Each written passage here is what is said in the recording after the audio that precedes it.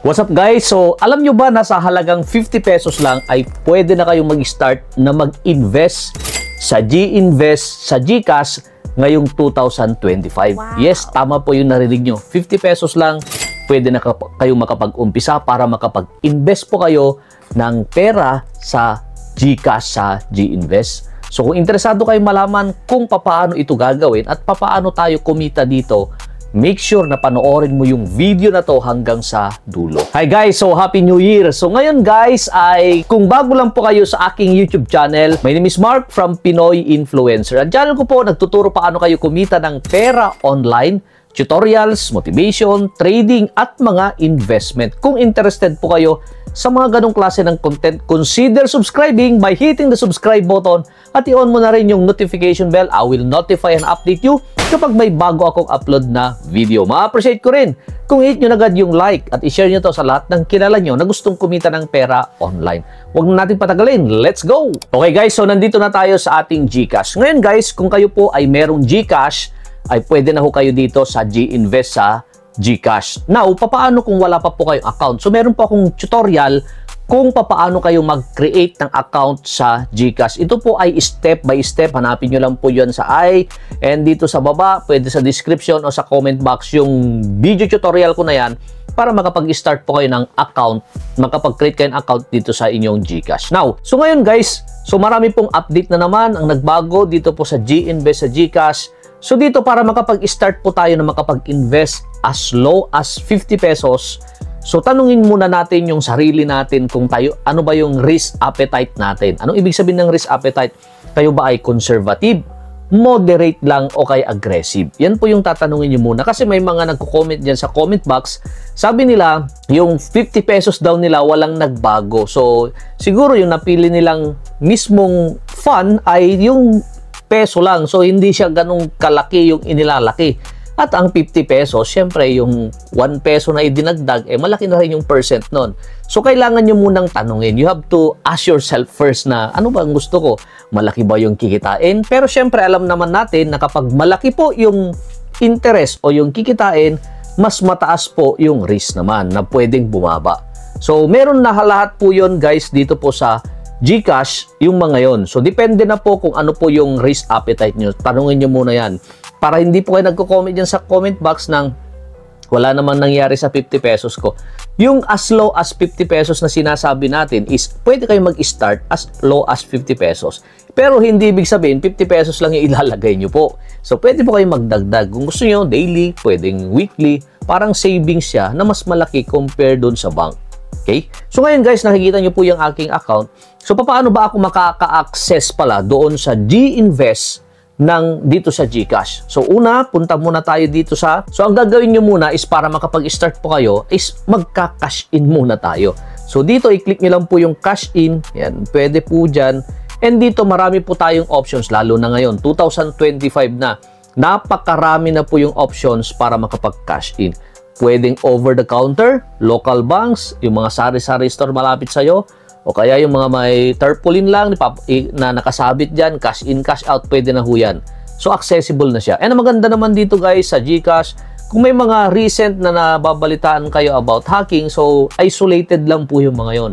At yung iba kasi, minsan, napakadali lang nilang mag-click ng mga links. So, yun po yung paraan na ginagawa ng mga hacker. So, para makaiwas po kayo, wag po kayo mag-click-click ng mga links. O kaya wag niyong ibibigay din yung code nyo na isinesend doon sa text messages para hindi po makuha yung pera nyo. So, safe naman siya. As in, safe din parang sa bangko. May risk pa rin. Pero, syempre, pinakamalaking percentage, talagang safe pa rin naman ang GCash. So, yung mga iba, yung mga nakukuha yung pera, yun nga, reckless sila, nagbibigay sila ng code nila, o kaya may tumatawag na mga fake or scam, madali lang silang parang dinadaya nila. So ngayon dito guys, so mag-cash in lang kayo sa local banks, pwede po yan, nandyan po yan, napakarami. Pwede rin po yung mga, pwedeng PayPal, Cebuana, at iba't iba pa. Paano kapag nakapag-cash in na kayo? So balik tayo dito, and dito, pupunta lang tayo dito kasi, iba't iba po yung paraan yung icon na meron po yung G-Invest. Nandito po yung isa, pero pwede rin po dito sa View All Services and hanapin nyo lang po yung Grow. Yan po yung G-Invest po nila. So, pwede po dito. Nandito po yan sa GFunds. And guys, dito nyo tatanungin kung ano yung risk appetite nyo. Kung medyo risky kayo, pwede po kayo sa GCrypto. Ang totoo, pwede kayo sa GCrypto. Pero yung funds naman, ito po ay mutual fund. Meron po siyang fund manager na mga mutual fund yung dito. So, pipili lang po kayo. Napakarami po yung pagpipilian natin. Before kasi, 2, 3, 4. Pero ngayon, napakarami na po yung pwede nating piliin. So, meron na rin po silang G-Stocks. And yung bago is G-Bonds. Yan. So, bonds naman. So, para magpapautang po kayo, gagamitin po yung GCash. So, napakarami po dito po sa G-Invest, sa GCash. So, dito pwede pong, so yung gusto nyo guys pwede po kayo dito sa, okay, kasi yung may mga nagko-comment, wala daw yung G-Invest sa kanila yung ganito. So, pwede naman kahit saan. Pwede dito sa View All Services o kaya dyan.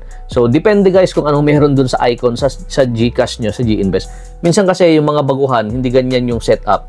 So, yung mga matagal lang yung ganito yung setup. So, pwede tayo dito. And dito na lang tayo sa GFunds dito sa Grow. And dito guys, so meron tayo dito 22,552 na inilagay. So dito pipili ho tayo ng previous po yung mga naka-record dito na mga result nila or percentage nila. So dito hahanap tayo ng mga pwede nating gagawing pag-investan. So, diba, click lang natin itong invest. So ito po yung mga funds or mutual funds. So merong isang fund manager na nagmamanage at siya po yung nagpipick. Nakalagay naman na dito kung ano yung mga pinipick ng mga fund, mutual fund dito. So ano ba yung mga pangalan nila? So halimbawa, ALFM Global Multi-Asset Income Fund. So ito ay dividend paying. Bukod dun sa itinaas nila na 2.66 in 1 year, meron po kayong mare-receive na dividend paying siya. So yan po yung mga yan. So aggressive. So dito, yung Philippine Stock Index natin, fund. So, ang itinaas niya, previously, 2.61 in 1 year. So, aggressive yan. At Trump Peso Market, so maganda rin po yung performance niya. Previous kasi yung mga percentage dito, 4.32%. Alam nyo guys, kung 50 pesos lang yung nilagay nyo, hindi nyo mararamdaman yung paglaki niyan. Napakaliit lang po yan. Pero kung mas lalagyan nyo, pwede po yan. So, pwedeng gawin nyo siyang parang savings ba. So, dito, meron din dito at Trump Global Intra Equity. So, tumaas po siya previous in 1 year ng 9.15%. Dito, 3.03%. Ito, 6.17%. So, dito, merong 18%. So, aggressive yan. Pwede yung tumaas na ngayon. Baka next year, bumaba. So, it depends. So, dito, meron ding Philippine Equity Smart Index Fund. So, 4.63%. Dito, 31%. Yung Consumer Trends Feeder Fund at Global Technology, merong 22%. So, titignan natin yung sample natin. So, ito yung ginawang ko before. Ito yung dito ako nag-invest. So, dito yung pinipili nitong fund na to is Microsoft, Apple, Alphabet, or Google, and Samsung. Yan po yung mga pinili niya as of August 31, 2022. Yan po yung mga pinili nito. So, pwede kayong mag-buy kung gusto nyo i-buy. Okay, pwede rin po kayong, kung gusto nyo na po, ayaw nyo na, at sa tingin nyo ay sabihin na lang natin, gagamitin nyo. Pero, click nyo lang po yung sell. Dito kasi, makakabili po kayo niya, no? Yung tinatawag nilang net asset value per unit. Per unit, tumataas siya, pwede nyo ibenta. Okay, ito yung units na nabili natin, 22,551. Pwede nating ibenta. So, malit lang sila, hindi ganun kalaki. Pero, okay, kung papalaki po kayo, magdadagdag lang kayo ng magdadagdag, as your savings, pwede po yung kumita.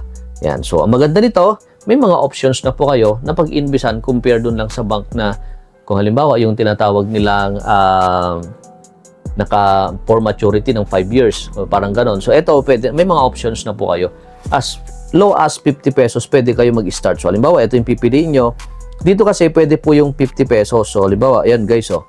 Minimum amount, pwede po yan ng 50 pesos. Yan. So, yan, 50 pesos po pwede po yan. Merong iba, 1,000. So, yung iba, nagko-comment dyan, sabi nyo, 50 pesos, 1,000 naman. Yung pinili nyo siguro is yung 1,000. Pwede po kayong mamili ng minimum amount to invest. Yan, no, nakalagay dyan, no, 50 pesos. So, tama po yung ating intro kanina na as low as 50 pesos, pwede na kayo mag-invest sa G-Invest dito sa GCash. So, depende nga lang kung ano po yung risk appetite nyo. Now, so, sabi ko na nga, meron din yung GCrypto, medyo aggressive yon. Malaki po yung kikitain pag maganda po yung takbo ng mga crypto na bili nyo, and pwedeng bumagsak din yung presyo kapag yung binili nyo na crypto is bumaba. So, sa atin guys, may mga binili tayo na bumaba po ngayon. Ang totoo, bumaba po yung presyo, And ang maganda nun ay hindi ko naman siya ibebenta. Hihintayin ko pa rin. So, na tumaas po yung mga presyo, tsaka ako ibenta. Ang totoo, pinakita ko to, naging 60, ngayon nagiging 38 na lang. So, 12,000 naman ngayon na ibinaba. Ipakita ko sa inyo para makita nyo din. So, ito yung halimbawa. So, 91,419 na lang yung value ng pera ko. Dati, 120 yan kasi bumaba yung iba. Pero hindi ko man siya ibebenta. So, halimbawa, ito, yung A-Box, binili ko yan ng 50. Yan, binili ko ng 50, 48 lang siya ngayon. Yung Polkadot, binili rin ko ng 50, 38,000 lang ngayon yung, so bumaba siya ng 12,000. Eh, anong gagawin ko? Hihintayin ko na tumaas pa rin at kapag naabot niya na yung price na gusto ko, pwede ko na siyang ibenta. So, medyo aggressive dito at mataas po yung risk naman nito. So, kasama pa rin po ito sa G-Invest ng GCash. So, depende na guys kung ano yung gusto nyo at magkano po yung fund nyo. Huwag nyo pong ilalagay lahat ng savings nyo dyan. Okay, yung mga sa tingin nyo lang na meron kayong percentage na ilalagay dyan, pwede nyo gawing as savings. So, sa tingin nyo, tumaas na yung presyo, pwede nyo pong ibenta. Pero, syempre, may risk pa rin yan. So, you have to do your own research pa rin. So, be responsible po sa pag-i-invest ng pera nyo. So, guys, ibig sabihin na panood nyo, hindi ibig sabihin nun ay kikita na po kayo. Ito po ay pinakita ko lang na may mga way paano palaguin, mag-grow yung pera nyo, pero may katapat yan o may kasabay yan na risk pa rin. O ano ba yung risk? Pangamba na bumaba at pwede rin kumita ng malaki. So, it depends on you. Huwag lang po kayong masyadong, halimbawa, bumaba siya, benta nyo, sa talo kayo. So, kailangan po ay be patient din po para ma-receive nyo po yung pwede nyo kitain. So, ito lang aking ma-share. Sana nagustuhan nyo po yung New Year na tutorial natin about G-Invest sa GCash. So, once again, this is Mark from Pinoy Influencer. So, kung nagustuhan nyo at may natutunan kayo, i-hit nyo po, pwede nyo i-hit po yung like at i-share nyo naman sa mga kilala nyo. Thanks for watching, and sa mga hindi pa nag-subscribe, mag-subscribe na po kayo. See you on my next video. Thanks and bye-bye.